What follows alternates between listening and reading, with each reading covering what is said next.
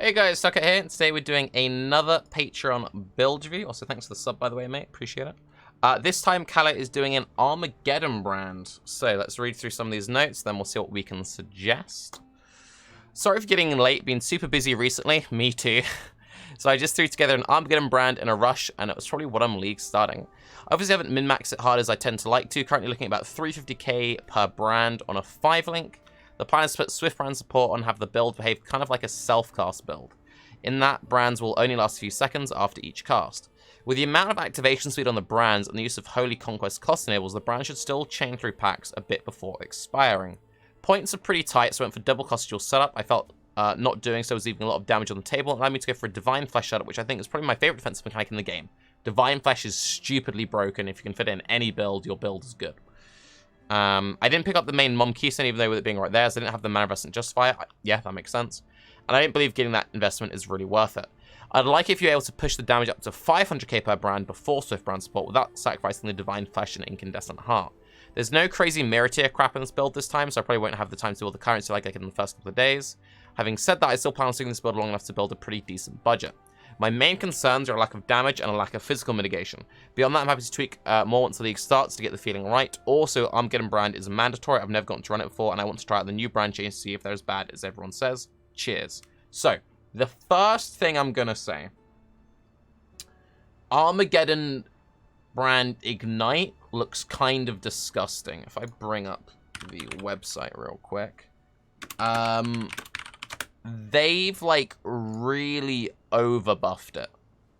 I have always found Armageddon brand Ignite, like, pretty good, but hard to justify over Fireball, which has also been crazy buffed, by the way. Where is it?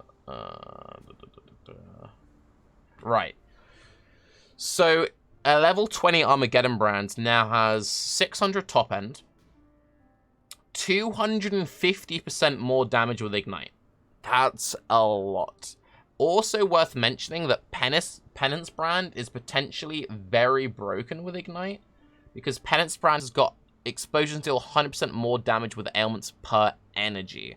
So I will say, Kala, if you want to min-max this build, it might be a really good idea to league start with Armageddon brand Ignite, then slowly build up a gear set and go Stormfire, full 100% Fizz to Lightning Ignite. And I think that will be really good. But Armageddon brand Ignite, I think, will be an easy way to get damage with nothing. But you want to go hit-based, so we'll talk about hit-based. But I think it's worth looking into the Ignite shenanigans. I think that's definitely something worth considering. So for Ascendancies, you said you weren't sure about doing the whole Mom thing. If you're not going Mom, I think it's definitely worth going for Pursuit of Faith. People really sleep on Pursuit of Faith as a skill. So what Pursuit of Faith does is it gives you 6% increased damage per enemy killed by you or your totems recently. So if you can get like a decent amount of clear suit that you're just running through the map, just like dropping a brand, run, drop a brand, run, drop a brand, run, you'll be just like melting packs. And the more packs you kill, the more ramping damage you get. Also, this will be particularly strong in Harvest League, because one strategy that we talked about on Baycast that we predict that we could see happening is people planting massive gardens. So you plant a garden of maybe like 30 or 50, maybe, I mean, as much as you can without crashing your instance, basically. You plant as many as possible, and then you roll like one really big map with as much quant and as much mods on as possible, because this will carry over to your garden. Then you pop all of it at once. So then you just like, you pop all of them, and then this starts crazy ramping. And, you know, if you've killed 50 monsters recently, 50 times 6, quick maths on the comedy size calculator. Beep, boop, beep, boop. That's 300% increased damage. That's pretty good.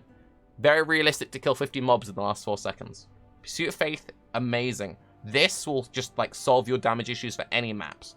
Bossing, obviously not as great, but this, good shit. So let's think about the tree.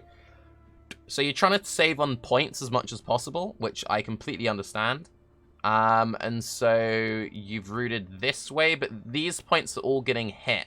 So these will all turn into something else because of this is where your Divine Flesh would be. So maybe it's better to root out the top. Let's see, 1, 2, 3, 4, 5. 1, 2, 3, 4, 5. So if you were to root out the top, then at least they're still giving you something, right? Because they're not getting bricked. So that's probably just an easy way of you know, going about it. And then you don't really need Sanctity, so you can probably drop that. So then you've saved like 1 skill point going that way. You've also gained some Dex, and then you can maybe get a little bit more life and a jewel with some of the points you've saved. Okay. So you've mostly gone heavily on the cluster jewels. Now, I'm going to say that I think it's going to be really difficult to craft cluster jewels in this next patch. I'm expecting cluster jewels to be much harder to craft. So that's another thing which could be good about Ignite. Like, you might be able to go Ignite early on and it will carry you. Because if you look at where your tree is, you're close to, like, all the Ignite scaling. So maybe without cluster jewels, you could do something kind of like this. Just, like, theoretically. Come through. This now gives a bunch of elemental damage. And then maybe you just, like, dip in to Marauder's start to boost up your defense early. You could also come down the side and pick up Call to Arms, Bloodless, Imbalanced Guard, get Soul of Steel, maybe do some Warcry stuff. All the Spellslinger builds are doing this. Like, all the Spellslinger builds, My League Start's going to be doing this, Steel's going to be doing this, Gucci, Ziz. Everyone's like, dude, just get this. Get the Instant Enduring Cry, Pez. It's a really nice way of just bolstering your defense and giving you the sustain. And you said, like, you were a bit worried about your defense and sustain. I think this early on is probably the strategy. You will want to go for your clusters eventually, but I think early, this might be the way to go. So, let's go back to talk about cluster jewel stuff. So, let's actually have a look-see, because I haven't really looked at these buffed up clusters just yet. So, what are these giving you? So, you're getting Smoking Remains and Prismatic Heart. I'd probably want to get Cremator, if you can get it. If you get Cremator on large, it gives you Corpse Destruction. Having Corpse Destruction will make you feel a lot tankier, because you don't need to worry about any porcupines or anything. So that's just, like, instantly going to make your build feel better. And then Seeker Runes is giving you the attachment range. And Holy Conquest is the brand attached to a new enemy each time they activate, no more than once every 0.3 seconds. That does seem pretty interesting. Is there anything which gives activation frequency on brands now? Because I'm not sure about the Seeker Runes. I think Holy Conquest is good. Seeker Runes. I don't know if you necessarily need, like, a bunch. You only have the one. Okay. I should have actually looked what the others are. Yeah, I think having just one Seeker Runes is probably enough. But let's just have a look-see at what the other options are, just because I haven't really looked at them. So brand loyalty is enemies take increased damage for each brand attached to them. Okay. Chip away is brand attachment and cooldown recovery speed. Okay. Grand design is cast speed, duration, attachment range. Holy Conquest, we just looked at. Remarkable is cast speed. Skills which create brands have a chance to create an additional brand. Ugh, that's rough. The cast speed is decent because it's basically activation speed and Seeker. Okay, if you're going hit-based, I think cast speed is going to be your most important stat. So it might also be worth looking into getting stuff like mental rapidity. Might also be worth taking precision because you're going to want high dex. You're going to be using stuff like dash. So I'd say you probably want to get precision at the absolute minimum. You're going Born of Chaos because you want to do the Divine Flesh stuff.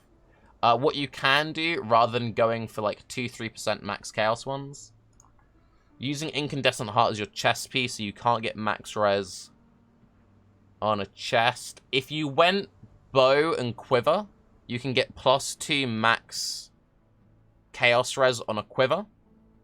Now, you won't be able to get as many plus levels, but that might be a way to go. So you need to think about it. Like, would you rather have, like, a crazy crafted staff? Or would you rather have a bow and quiver? And with the benefits of a quiver is you then get, like, more flat life. You get more resist options. Your damage will go down slightly. But, you know, having that quiver slot is pretty big. So yeah, you'd gain a quiver slot with life and you'd gain another small cluster jewel. So if you think about that as, like, another Fettle, that's, like, an extra 14% life and then, like, an extra 100 flat life roll. But you're losing damage, so, you know. But it is worth considering. It's not, like, ridiculous. You could also potentially anoint Method to the Madness of +1 max Chaos Res. So, that could be pretty good. That could be pretty good. Right. Second range prismatic heart. Again, you definitely want Cremator on one of your largers.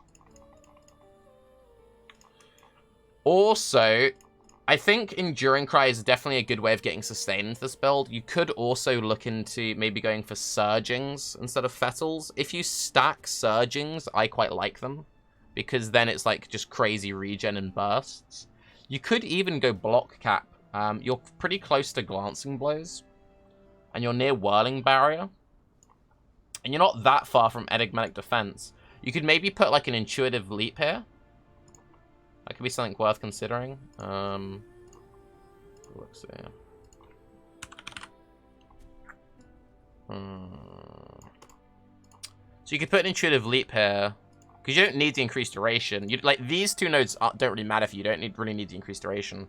All you really want is the cooldown recovery speed. So you can maybe take like just these two cooldown recovery speed ones, possibly. You could get some spell block. You could get some block there. You could maybe get the Herald stuff if that helps you with like your reservations at all. Or if you've got Herald of Ash, Anger, Frostblink. Maybe Prodigal Perfection's okay-ish damage. 5.9%. Get some AoE. Like an Intuitive Leap's pretty good here. Like this is a pretty good spot for it. And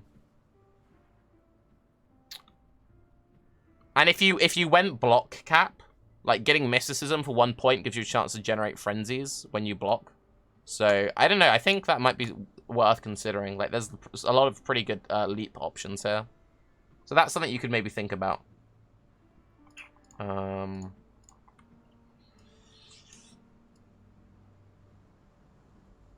How can we trim the points a bit? What else could we do to the defense? I think the Enduring Cry thing's a good idea. Definitely root out the top because of the dexterity. Let's go through the skills. Armageddon Brand, Arcane Surge, Woke Fire. Is Arcane Surge really your best link? You're getting Combustion on something else? Let's see. Shove Combustion somewhere in your setup. Shove it on like your Wave of Conviction. Vortex Brand, Recall, and Power Bone Shell. Herald of Ash, Anger, Frostblink. Molten Shell, Increased Duration, Abyssal Cry, Enduring Cry. Okay, so you're planning on doing stuff. If you're doing the Warcry stuff, you want Second Wind in there. Because it lowers the cooldowns. You haven't got a Vol skill. Vol Grace would be pretty good. I would probably just run normal Molten Shell of a Vol Molten Shell these days. And then run like a Vol Grace instead. Because,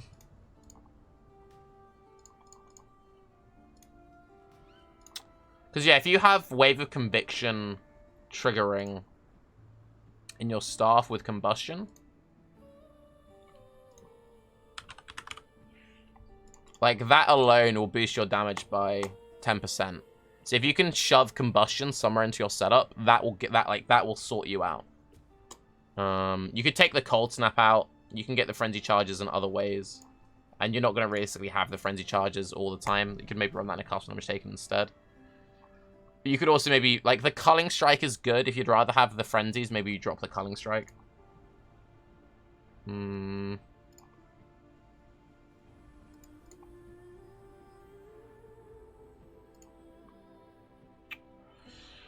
don't know if you've got... If you're going hit-based, I don't think you've got enough cast speed. I don't think you've got enough cast speed for hit-based. I think Ignite might be the way to do it. I'll give you an example tree of how I would do Ignite, just in case you are thinking about doing the Ignite stuff. So...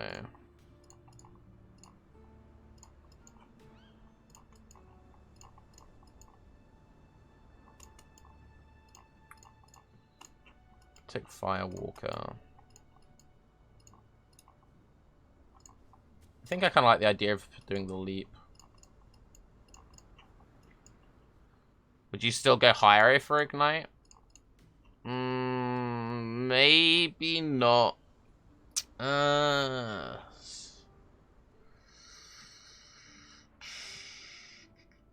of want to go Trickster. I don't know if you can get enough.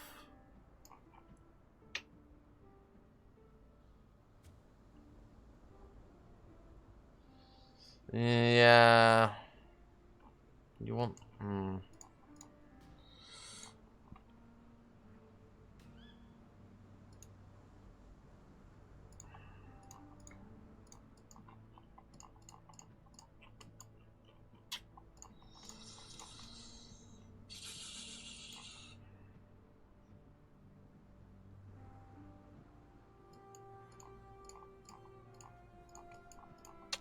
You can just grab elusive, which is great.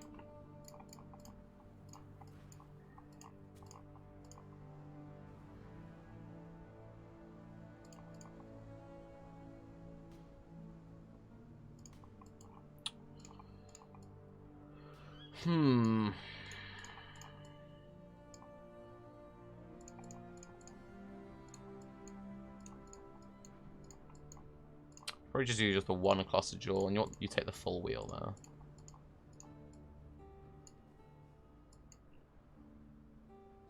You can divine flesh here for mom.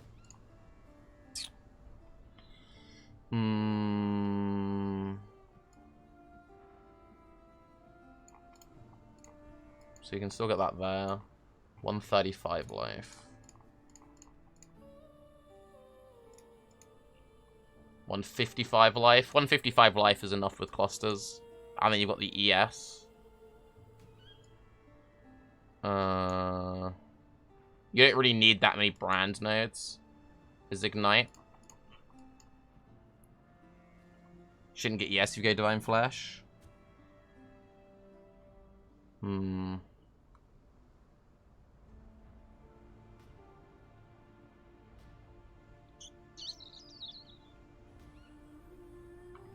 We haven't seen what all the new defensive timeless jewels are, have we? He could use the life as ES one. There's one which gives you a chunk of your life as extra energy shield. That one could be pretty solid. And obviously you'd use different links for Ignite. And obviously these numbers are going to be a lot lower than what you're... Like, these will be a lot lower than what you're seeing because this doesn't have the updated gems. So you'd want that, you'd want Combustion, Ignite Proliferation, Deadly Ailments, Burning Damage, like Swift Affliction or something, or Unbound Ailments. 1, 2, 3, 4, 5, 6. So with no gear equipped, with like all the wrong gear, like you have Ignite damage of half of what you had with like your Woke setup. And they're buffing the I think Ignite would be the way to go with it, dude. And then you can just like shove in a Searing Touch or something as your like budget option. Because Searing Touch getting like one of these the first couple of days of the league, fucking ez, mate. Like DPS of 261.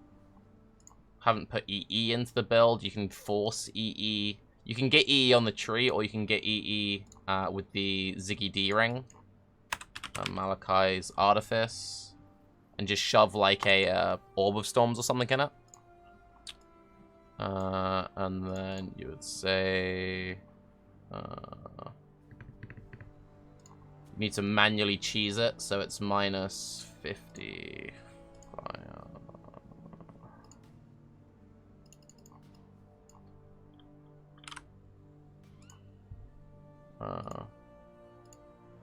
That's cold.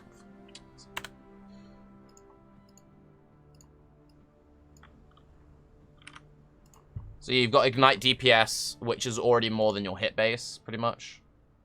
You would drop the Anger for Malevolence. You could also maybe look into running a Skitterbots, potentially. Maybe go like Harrow-Ash Malevolence Skitterbots or something. And then you would also have Shock of 18%. Pretty good. And we haven't even put in Cluster Jewels yet. You're close to Reduce Reservation here. You could shove in a Enlighten. You said you wanted to like push the build. That gives you 17 on reserve. That should be fine. So yeah, this isn't even that min-maxed. Why Ash with Ignite Prolif? It still gives him a little bit of, like, it can help the clear a little bit, but he can just drop the Herald of Ash and maybe run like a Flesh and Stone instead, or he could just do that, drop the Enlighten. I don't know. Herald of Ash is kind of weird. Sometimes you want it, sometimes you don't. You can drop Runebinder for Ignite. So, okay, so Runebinder with Ignite is kind of weird. So, in a way, it helps your damage, and in a way it doesn't help your damage.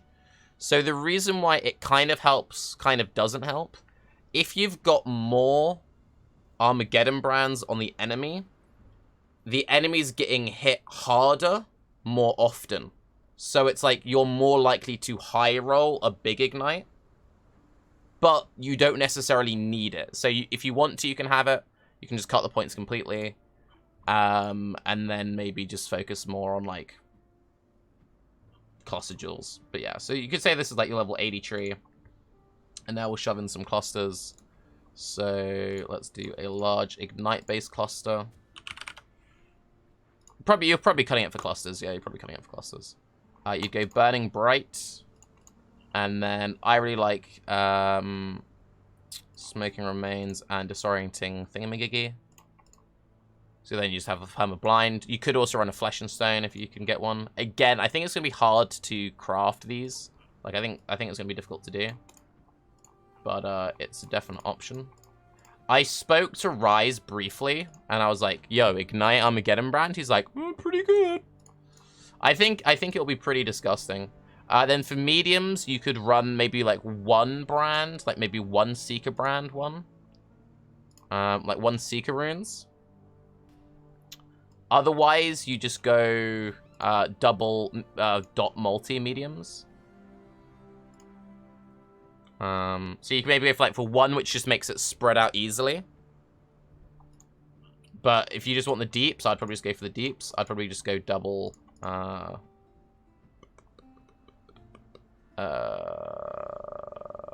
is it? 510 multiplier.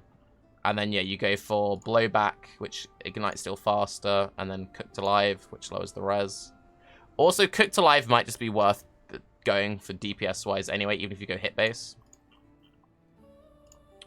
And then I'll leave the small jewels open that you can either go for life or you can go for max chaos res. Because obviously it depends on how you end up building it. I didn't even lower them down. So yeah, you've already got your Ignite DPS. Up to 740k at level 95. And none of your gear set up for it correctly. So, I don't know. I'd say this could be the way to go. Because this will get scaled crazy up. Otherwise, I think going hit base, you'll be in for a treat. If you want to stick with the whole Divine Flesh stuff, you could drop the Escape Artist path. And instead just go Swift Killer, Weave the Arcane. Swift Killer will still give you a whole bunch of damage. Because if you've got the power of the Frenzy's active, you know, it's still pretty good. And then Weave the Arcane just gives you Ez Mana Sustain. So, you know, you've got options. This is also, like, pretty good clear speed if you're just, like, shield charging around or something. Or, well, Leap Slam. No, because obviously you're going to be using a staff. But, I don't know. Things to consider. Hopefully, though, that's giving you some options. I think whichever way you go about doing it, I think you'll be in for a pretty good time. If you're, like, really not sure, do I want to go hit, do I want to go ignite? I think Trickster is probably the safest choice, because Trickster gives you so much cast speed and, like, harness the void. Like, there's a lot of just, like, raw damage in here. So you could go, like, Escape Artist, Swift Killer, harness the void. All that cast speed will give you, like, just crazy activations. I'm sure you do get this nice activation thing towards the end, but I don't know. But anyway, I'm Tarke. Have a good day. Armageddon brand, maybe not trash by the way. Bye-bye.